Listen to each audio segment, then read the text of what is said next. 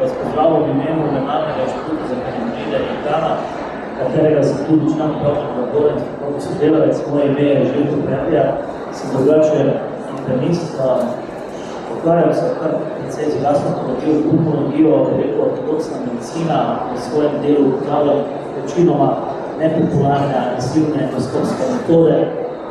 Kako to zdaj kanabinoidi, endokannabinoidni sistem, alternativa, kombinacija, to vse skupaj. V tem svojem predavanju bom želel prikazati neke osnove, znanstvene dokaze, kaj imamo pravzaprav v rastlini, ki nam prinaša te molekule. Jaz vedno rajše govorim o kanabinoidih, se pravi, mene v osnovi zanimajo molekule in njihov farmakološki potencial. Rastlina, iz katere se pa največ dobijo, pa je kanoplje, seveda določene vrste kanoplje. Torej, če pogledamo zadnjih kar nekaj desetletij, je ta rastlina bila postavljena iz ene strani na druga stran. Eni smatrajo za veliko zlo, ukvarjalo v naše otroke, zasvojilo ljudi, povzročilo številne stranske učinke. Po drugi strani imamo anekdotalne zgodbe o čudežnem zdravljenju, o odpravljanju vseh bolezni.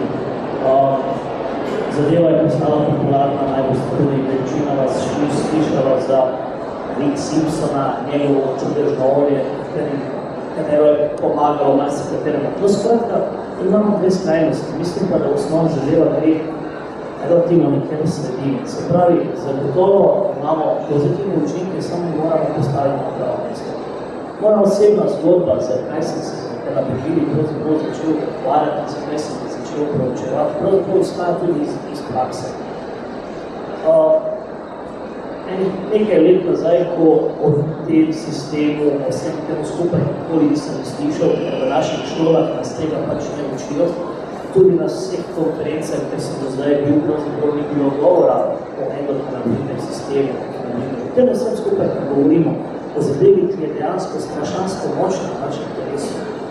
Pravzaprav anekdotalno pri enem primeru, ko je od mojega prijatelja žena bila hudo bolana in pri stiku z gospodom Mikom Wagenerjem iz Luksemburga, ki je pravzaprav bil dolga leta sodelavec z prikazanjem dr. Krtnjem iz Amerike in je proučeval in proučuje kanabinoide že 25 let z enim pripravkom, ki sem dobil od njega in sem mu povedal za stanje te gospe in sem pač to prijatelj dal po teh preporočilih, je to bilo jemano. So se začele dogajati neke stvari, ki jih nisem znal razložiti na kakšen drugi način, kot pa da se je nekaj zgodilo, kaj trenutna medicina, ki se je uporabljala pri tej pacientki, enostavno ni pomembna. Tako pa nekako veste, da smo radovedni in da pravzaprav začnemo raziskovati zlasti zdravniki, kaj pravzaprav je to, kar počne nekaj takega dobrega. In pravzaprav sem takrat prišel tudi do sodelovanju in pogovorih z gospodom Wagenerjem, pravzaprav o teh molekulah, ki se nahajajo, kako delujejo, začneš brati literaturo in zadeve se začnejo stopnjevati. Zdaj sem zelo navdušen, moram reči, nad samimi molekulami, nad možnostjo uporabe v medicini, ampak nažalost veliko je še ugank, veliko je še nerazrešenih vprašanj in mislim, da nas čaka veliko dela, predvsem v praksi. V teoriji o kanabinoidnih endokannabinoidnem sistemu pravzaprav vemo že zelo veliko. Vi imate v naši bazi podatkov v medicini PubMed že več kot 30,000 strokovnih člankov, ki so izdani na temo kanabinoidov, endokannabinoidni sistem, katerokoli je povezava CBD, THC. Skratka, raziskave se vedno bolj vrstijo, zdaj jih pa že praktično tedensko dobivamo v naših strokovnih časopisih. Začela se je zadeva pravzaprav z tem gospodom, to je profesor Šuman, ki je pravzaprav prvi izoliral enega od teh kanabinoidov in to je ta THC. Drugače pa, kot je znano, konoplja se uporablja že tisočletja. Na tem planetu je pravzaprav že bistveno pred nami. In ugodne učinke konoplje ugotavljajo številne kulture uporabljene in pri ritualih, in pri odredih, in pri zdravljenju. Pravzaprav samo odkrivamo nekaj znanstvenih podlagi, kar so generacije pred nami že dosti vedeli. Kanabinoidi so molekule, ki so topne v maščobah, kot je že bilo podano. Imamo 3 osnovne vrste. Kanabinoidi, ki jih imamo v sebi, ki so pravzaprav del nas že od embrionalnega dela. To pomeni, preden se embrion zasadi v posteljico, se število kanabinoidnih receptorjev blazno pospeši, se koncentracija tega notranjega kanabinoida, endokannabinoida podvoji. To pomeni, endokannabinoidni sistem in kanabinoidi so pri nas že praktično od samega rojstva. In to je pravzaprav, da stimuliramo ta sistem, ko uporabljamo molekule, ki se veže na te receptorje. To so kanabinoidi, ki se konoplje pridobimo zdaj že več kot 140. Skratka, velika števila molekul se pa do nekako se je prijelo, zdaj že vidite, da se vsi nekaj govorijo, CBD, THC, med sabo. Ogromno nekih podatkov, pa mislim, da dosti krat podatki, ki ljudje med sabo menjavajo, enostavno niso relevantne, ker pač potekajo v skupaj nerelevantnih virov. Kot je že nekaj malo prerečeno, ta metabolizem samih kanabinoidov v rastlini poteka z rastom rastline, bolj pa če hočemo dobivati aktivne metabolite, to je Roman že lepo predstavo, skratka mi za kanabinoidov uporabljamo zelene dele rastlin, to je tisti del oblasti zanima. THC je tisti del, tista molekula, ki je pravzaprav, s katero se je začelo in ki je pahnila to našo rastlino, s katero pridobivamo te krasne molekule, pravzaprav na en rob, na margino, celo je izenačujejo z najhujšimi drogami, tako niti približno ni res.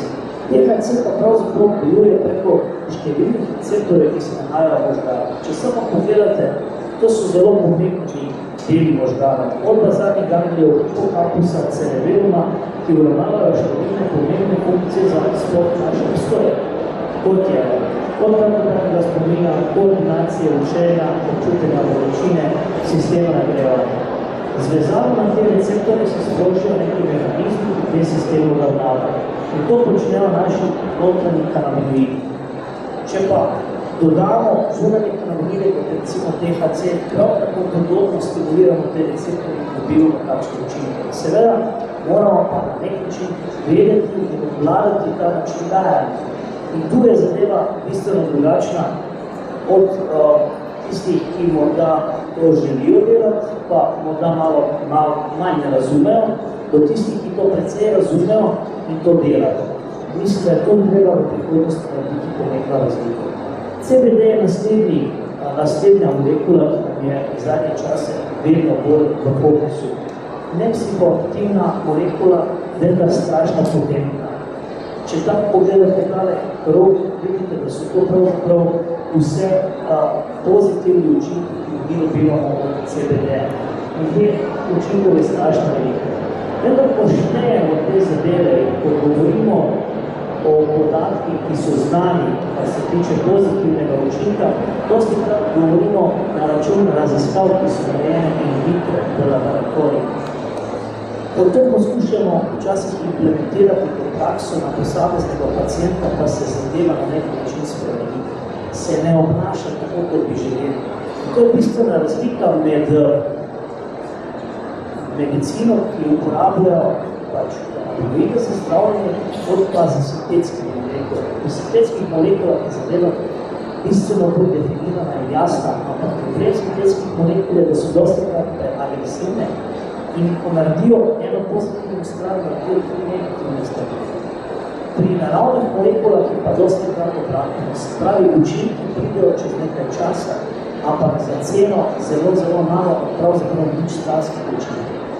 Da pravzaprav te molekule kombiniramo med sabo, imamo že številne druge kanabinoide, tisti so eni od najbolj znanih, to je CBD, ko mu rečemo mati vseh kanabinoidov, pravzaprav iz njega nastajajo vsi ostali, CBC, CBN in ko vidite, in CBG in CBC na neki način modificirajo delovanje tega našega psihoaktivnega THC-a, ki samo pri tej kombinaciji pravzaprav mi prepričujemo tudi znanske učinke tega THC. In to pravi, s temi zadevami je treba na način predvsem vedeti, imeti izkušnje in za razliko od običajne, teme komercialne medicine, ampak nažalost tudi sam sodim v sistemu, kot veste, imate za pacijenta časa v ordinaciji morda 2 do 3 minute, enostavno za hiter pregled, odločitev o terapiji in bolj nadaljevanje prepuščenja vsakega posameznika. Ta zadeva pa malo bolj sodi v tako imenovano komplementarno ali pa integrativno sfero, ki se pacijent pravzaprav obravnava celostno, holističen pristop. In mislim, zaradi tega mene tudi ta celotni koncept izjemno všeč. Kot vidite, pravzaprav lahko z različnimi kanabinoidi, že zdaj, to so znani podatki, na osnovi tega naredimo ene take tablice, ki jih v kliniki občasno uporabljamo, da lažje izberemo preparate, ki vsebujejo določene kanabinoide in bolj poskušamo tretirati pacijenta. Ni zgodba samo v kanabinoidih, ampak še drugih molekulah, ki se nahajajo prav tako v enaki rastlini. In zato je treba ločiti, kot smo že malo prej rekli, konoplja je konoplja, ampak in obstajajo konoplje, ki se uporabljajo za izdelavo oblačil, za gradnjo, za kakoli drugega, za plastiko, konoplje pa iz katere želimo pritekniti molekul, iz katerih bomo delali različne preparate, pa morajo biti z njimi bogate. Ker če ne opredim teh molekul, to ne moramo imeti. Zato naslednje molekule, ki so nam izjemno pomembne in v kombinaciji s kanabinoidi dosežemo bistveno večje rezultate, so terpeni. Večjemu vedno bolj ugotavljamo, kot vidite, preparati, ki se dosti krat ponujajo, je neka flaškica, na kateri je napisano CBD z nekim procentom. To pravzaprav po nekih naših dognanjih nikam ne sodi, ker ne veš pomagati, kaj naj s tem notiš. Kombinacija je bistveno bolj kompleksna kot pa samo to. In to je približno tako. Če hočemo vedeti, kaj nekem preparatu je mogo narediti bistveno bolj temeljito analizo. In če sploh mi pravzaprav primerjamo kanabinoide in molekule, ki dobimo iz rastline, tudi z sintetičnimi zadevami, se pravi, farmacija je ugotovila, da so kanabinoidi močne molekule in so poskusili sintetizirati 2 od teh najmočnejših, in sicer THC in CBD. In jih mi v naših lekarnah tudi dobimo. Jaz jih občasno, predvsem THC, predpišem na recept, ampak vedno v kombinaciji z bazičnimi kanabinoidi. Zaradi česa predpisujem, ker tudi nažalost zakonodaja nas onemogoča in pravzaprav tudi v trgu trenutno ni za nabaviti naravnih produktov, ki bi vsebovali THC, pa da bi bili registrirani ali pa legalno sprejeti. Tako moramo se držati na koncu tudi nečesa, kar je na neki način usiljeno. Zakaj to se skupaj deluje in edino lahko deluje v nekem soživu? Se pravi, najboljše so tiste rastline, ki same naredijo takšno kombinacijo, ki jih mi bolj z analizo produkta ugotovimo, kakšna je. In ta kombinacija vseh teh molekul povzroča tako imenovanih enturažnih efektov. Se pravi, zadeva ni seštevek posameznih molekul in njihovih učinkov, ampak je zadeva dejansko sinergija med temi molekuli. Se pravi, 1 plus 1 v tem primeru ni 2, ampak 4, 5 ali 6. In to je pravzaprav magičnost tiste narave in mislim, da zaradi tega po eni strani taki način, taki princip ne bo nikoli približiti enak kot tistemu, ko mi imamo sintetični preparat, točno definirano, kako se jemlje in kljub temu s številnim negativnim učinkom, ampak vseeno bistveno bolj predvidljivo. Nažalost, pri fitopreparatih, kot veste, koliko se pač ukvarjate, koliko ste že imeli izkušnje s tem, so zadeve, bi rekel, dosti širše, manj definirane. Pridemo do našega endokannabinoidnega sistema. Kaj to sploh je? 99. leta je ugotovljen prvi receptor za THC. In to je sicer bil CBN receptor, in takrat se je začela zadeva pravzaprav dogajati.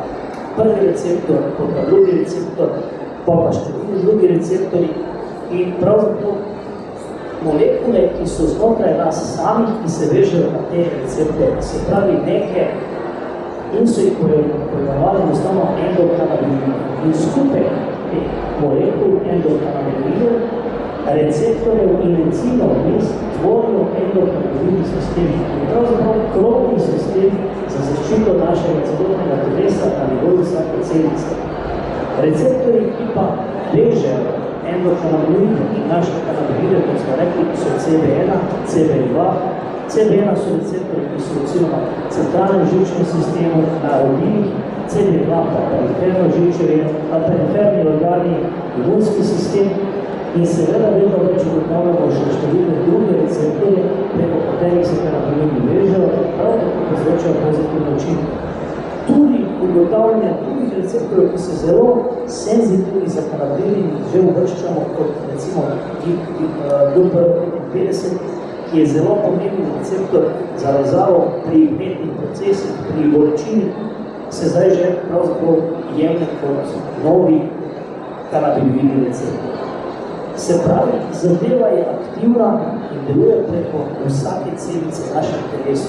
Imamo 34,7 milijonov celic, tako ne. Vsaka celica ima svojo funkcijo, celica očesa deluje drugače kot jetre, kot kože. Ampak ne glede na to, vsaka celica pravzaprav želi neko ravnovesje na svojem okolju. Zaradi tega ima na svoji površini ene senzore, pravzaprav kot ena kitara, s katerimi več čas ugotavlja, kakšno je stanje okoli nje. A se počuti dobro in predvsem kakšna je koncentracija kannabinoidov okoli. Če pride do nekih sprememb, ki želijo to ravnotežje, bi rekel,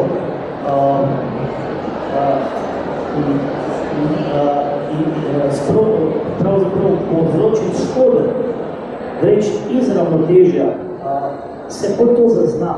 In te spremembe ne rabijo biti velike in se sproži, bi rekel, alarm in preko teh mehanizmov pride do reakcije kasneje na efekt plodnih organih. In pravzaprav več čas ta balast, to ravnotežje je pravzaprav naše zdravje. In to je tisto, kar je najlepše. Se pravi, ko se dobro počutimo, smo nehajamo se nekjer, ker enostavno nimamo problemov, nismo pod stresom. Pravzaprav naš endokannabinoidni sistem zelo mirni. On se sproži šele ob stresu, kakršnem koli, ali psihični, ali organski, ali fizični. In kot začnejo reakcije, da se spet nazaj vse pripere v normalni red.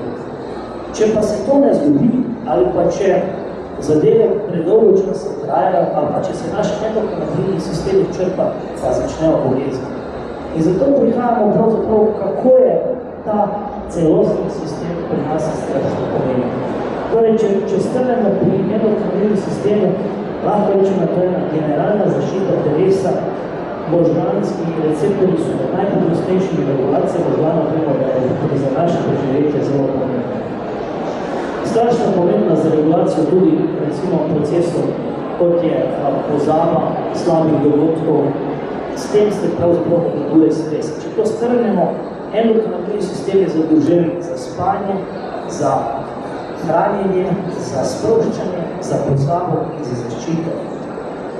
In zato neki efekti, ki so do zdaj bili pripisovali nekim drugim molekulam, ne vem, kot veste, runner's high, to pomeni tisti maratonci, ki tečejo in bodo enostavno postanejo na nek način odvisni od tega, je ugotovljeno, da pri določeni fazi pa pri treningu prihajajo ravno do višje koncentracije kannabinoidov, ki dajo to veselje in srečo. Prav tako se dogaja pri materinem mleku in pri otroku. Pri tej povezavi pravzaprav endokannabinoidi se nahajajo že v materinem mleku, ki pač otrok dobi. In razvoj imunskega sistema je že zaradi tega zelo pomemben. Tako da zgodba, ki je fantastično široka.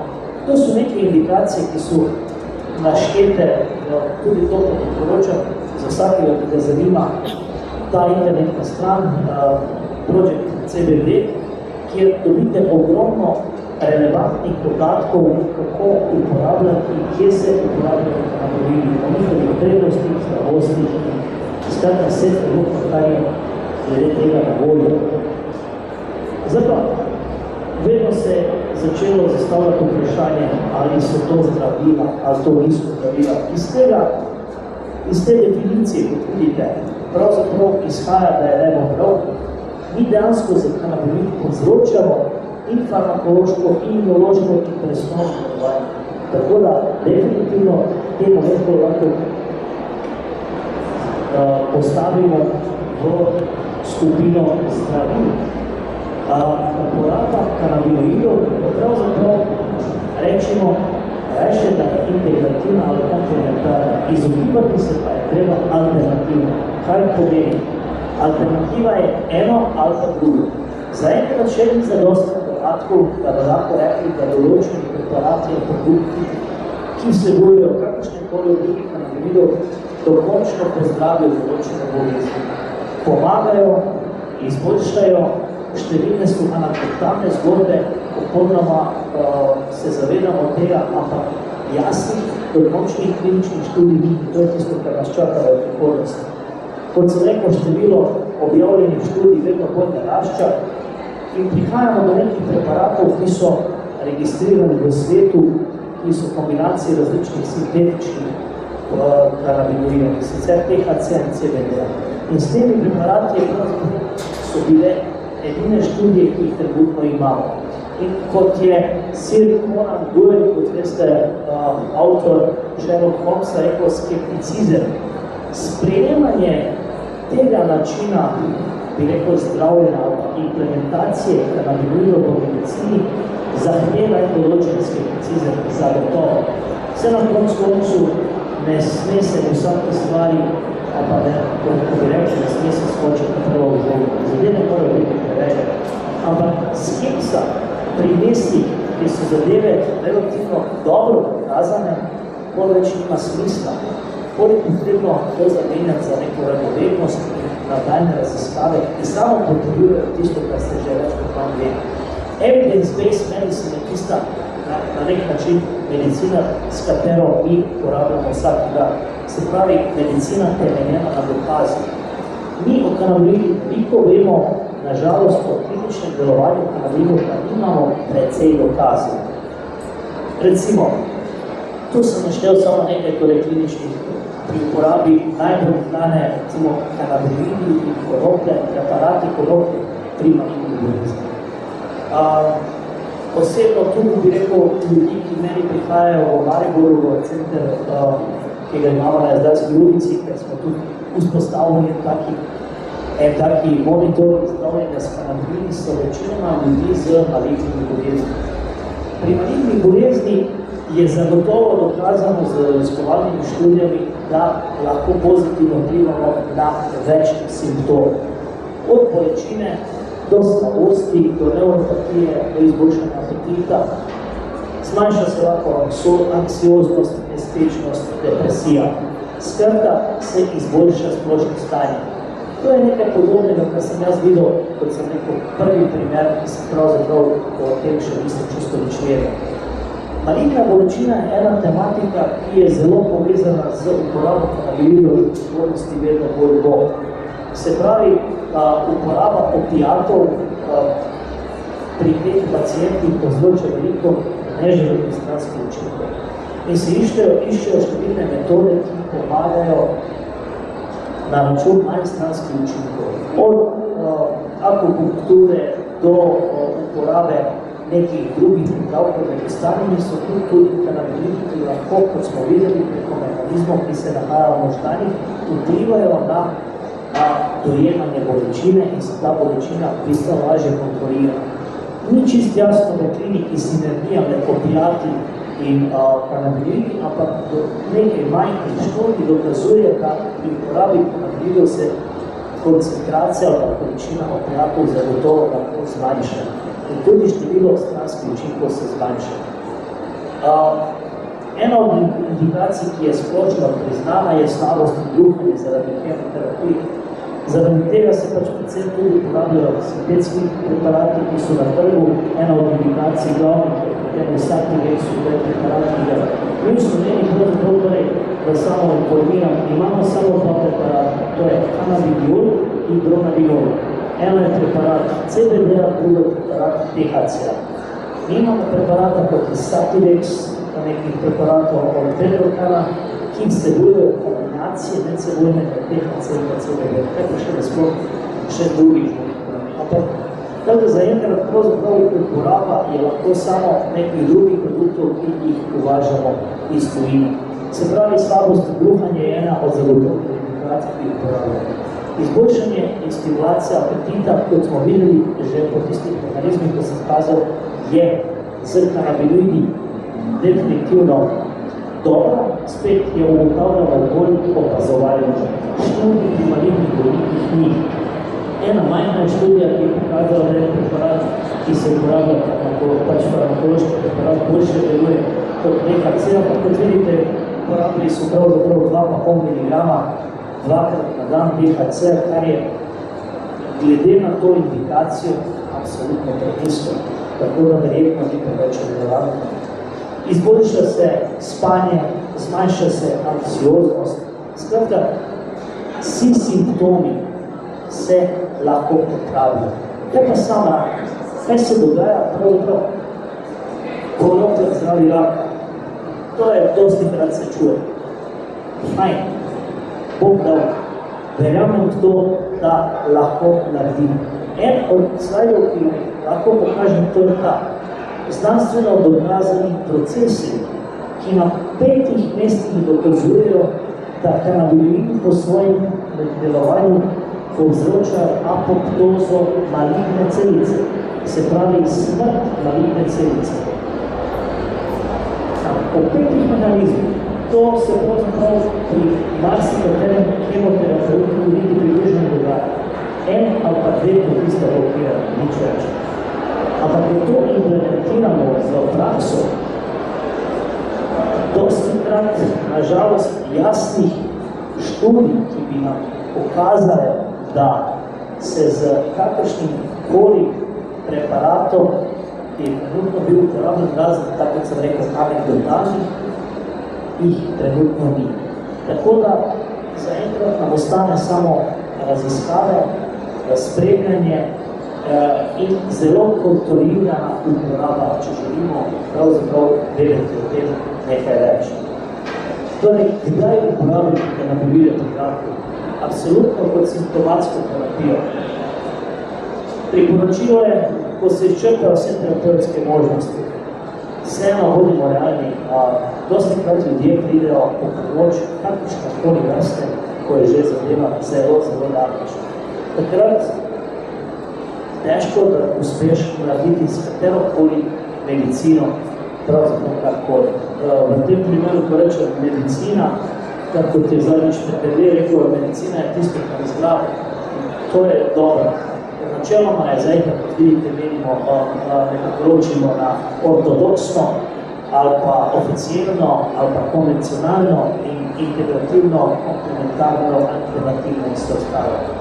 Jaz sem zelo za eno kombinacijo, pravzaprav je zelo individualizirano in prilagoljena vsakemu posamezniku. Vsak od vas, ki tukaj sedi, ima neke svoje posebnosti, ima svoje lastnosti, ima drugačen odgovor na določeno situacijo.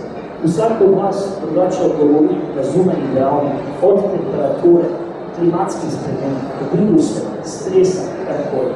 Vsi pa imamo endokanabinoidni sistem. Kako pri komu kaj reagira, na žalost ne vem. Zaradi tega se tudi razlikujemo, eni so bolj odporni, drugi so manj odporni. To je tisto, kar pravzaprav je težko zmeriti. Zaenkrat je to nemerljivo. Z stimulacijo endokanabinoidnega sistema lahko verjamemo, da pravzaprav lahko izboljšamo eno generalno, splošno lastnost telesa, da se obrani pred nekimi fizičnimi in psihičnimi negativnimi dejavniki pred stresom.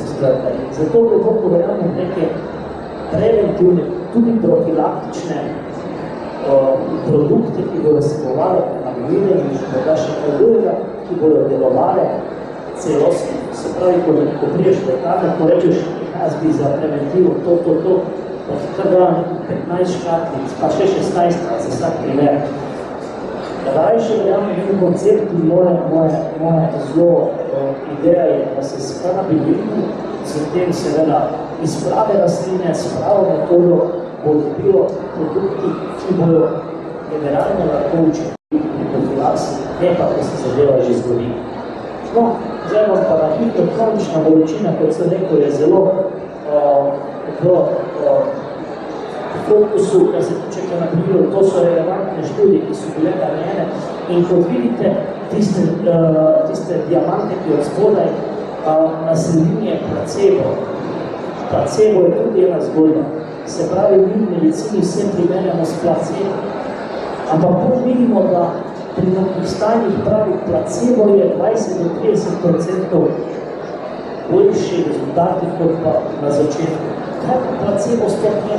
Se pravi, mi smo kompleksna bitja in kompleksni mehanizmi. Se pravi, imamo nekaj, kar še medicini pravzaprav niče znali. Zakaj se neka stvar sama od sebe popravi? Brez kakšne koli intervencije, to je pravzaprav placebo. Vse, kar izboljša nad placebo, pa je učinek recimo tega. In ko vidite, kanabinoidi so od placeba nekaj boljši, ne pa izjemno. Torej, tisti diamanti, ki so bili nekaj malo pomaknjeni v smer, da ja. Tako da tudi indikacija, kar se tiče kronične bolečine, je druga indikacija. Pa naši endokanabinoidi so vseh naših vitalnih organskih sistemov, centralni živčni sistem, kardiovaskularni sistem, prebavni sistem, imunski sistem. Se pravi, da pravzaprav lahko pričakujemo, da v prihodnosti pomagamo pri vseh teh zadevah, ki se zgodijo na neki način.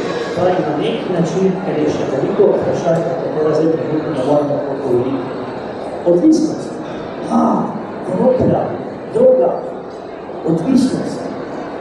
Pa zdaj vam bom pokazal pravzaprav študijo, ki pokaže, odvisnost se nam dogaja zaradi enega centra v možgani, ki se reče inzulin.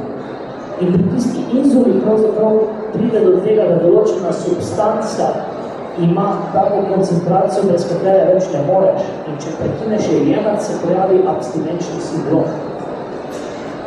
Ampak, če pa so dali 600 mg CBD-a, so funkcionalno inhibirali inzulin in so pravzaprav odvisnosti od alkohola, od cigaret, od kokaina, so preprečili na ta način abstinenčni sindrom. Se pravi, in to je tisto, kar sem malo prej, če ste si zapomnili, skratka, sinergistični učinek, delovanje psihotropov THC-a lahko zelo dobro nadzorujemo z CBD-em, s CBC-em in vse ostalim kanabinoidi, ki jih imamo. Smerno in normalno dajanje prilagojeno na posamezno osebo pa zagotovo bo naredilo kot pozitivni učinek. Torej, še en podatek. Trenutno na svetu nikjer ni registrirana niti ena smrt, ki bi bila povezana z direktnim delovanjem kanabinoidov. Intoksikacija ni prava beseda. Intoksikacija pomeni predoziranje. Pa vi rabite ogromne količine THC-a, ki ga ne morate dobiti, da pride do intoksikacije. Dobite stranski učinek, ajde, recimo na meji, slabo vam je, vrti se, videli ste, kakšne so cone omenjene, kjer se vse veže. Ampak ta učinek je reverzibilen, popolnoma izgine v nekaj ura. Če hočete to pospešiti, pa date limonado, se pravi vodo, C-vitamin in sladkor. In to, bi rekel, izničijo, bi rekel, pospeši metabolizem in stranski učinkov. Daleč od tega, da je zadeva, katere bi se rabili pati. Ampak večjemu rajše izkoristiti te potencijal in resno razvijati. Torej, svetovati, upoštevati dosedanje izkušnje. Izkušnje pa lahko nabiramo samo, če nam bodo malo več dovolili, kot nazaj trenutno. Absolutno naravne preparate zagovarjamo vse tisti, ki se s tem ukvarjajo, ker smo videli, da pravzaprav je bistvena razlika, pa sem tudi pokazal, zaradi česa je njihova prednost. Pa tam imamo čez 1000 molekul sintetskih preparatov. Seveda, glede na indikacije, ni čisto vseeno, ali je ena bolezen, ena druga bolezen, tretja patološka stvar, zagotovo pa vsaka stvar ima svoje specifike. In seveda mora biti zadeva na nek način strokovno spremljena, mora biti ocenjena na pravilni način. Brez tega, pa tako kot je Roman pokazal, pa tako kot je Žiga pokazal, enostavno ne moremo produkta sprejeti. Se pravi, ena široka, temeljita analiza vsega, kar je noter. Govorimo o zdravljenju, ne pa o prehranjsko pomembni prehranske analize, koliko kalorij vsega ostalega, kot je pokazal tudi Žeroma. Pri preparatih, če hočemo kanabinoide, pa jih moramo prvo izmeriti. Terpene, morajo biti neoporečni, pesticide, ne smeji biti notri, kovine, skratka, samo take preparate lahko uporabljamo, da si prvo ne škoduje. Odvisno, kak jih vnašamo v telo, se tudi tako na nek način pri nas drugače deluje. Drugače ali jih vzamemo v obliki kapljic, v obliki kapsul, ker izkoriščamo drugače mehanizme resorcije, inhalacije, supozitorije, vaginalete, zaenkrat intramuskularne in venozne uporabe še, nažalost, ni. Vaporizacija je ena od izjemnih načinov uporabe in izkoriščanja kanabinoidov v rastlini. Če ta rastlina ima analizo, da vsebuje kanabinoide, zelo lahko in dobro pridobimo z vaporizacijo, se pravi nekaj jedi. Jointe preveč ne zagovarjam, ker mehanizem izgorevanja povzroča sprožanje številnih negativnih stvari, ki jih politikujemo, doključeni so lahko dražljive na dolgi rok škodljive. Pri kadilci jointa je večja nevarnost od infarkta, od raka pljuč, od drugih rakov, od kardiovaskularnih bolezni. Pri vaporizaciji pa dobimo čiste molekule v tistem, kar dihujemo, če uporabimo prave temperature. Tudi imate ravno tabelo, torej se pravi, če imate rastlino in želite dobiti, ne vem, kombinacijo CBD-a, CBC-a ali pa CBG-a, izkoristite določene temperature in zapričakovati, da v tistem, kar boste vdihnili, to tudi dobite. Ampak pravi, če to rastlina sploh vsebuje. In zato uporabiti kakršnokoli konopljo nemogoče. Samo konoplje, ki pravzaprav imajo visoko vsebnost molekul, ki jih sami želite. Monitoring je tisto, kar smo nekako v Mariboru začeli, se pravi, da ljudi, ki nekako jim lahko samo svetuje, to je trenutno naša zakonodaja, o pregledu vse dokumentacije, o pregledu samega pacienta, pogovora za svojci se na nek način dogovarjamo o načinu uporabe, o odmerki, o vsem skupaj, kar je povezano z to vrstno terapijo. Skratka, en proces, ki mislim, želim narediti, da ima glavo, pa je pravzaprav, to je tudi način, katerega počnem tudi vsakodnevno tudi v klinični praksi. To je naš center v Sloveniji, v Mariboru, torej na Jezdarski ulici 2, ki pravzaprav v kombinaciji z IKANO razvijamo ta neki koncept uporabe kanabinoidov v medicini. IKANA pa, kot sem že rekel, je Mednarodni inštitut za kanabinoide. Ustanovljena je iz tega razloga, da strokovnjaki, ki se želimo s tem ukvarjati, ker mislim, da se s tem tudi ne more vsak ukvarjati. Potrebna je neka zadeva, ki se reče tudi šesti čut ali pa pozitivni odnos. Tudi zadnji sem poslušal, recimo, odvisno zdravilo bo tudi delovalo, odvisno iz katere roke organa.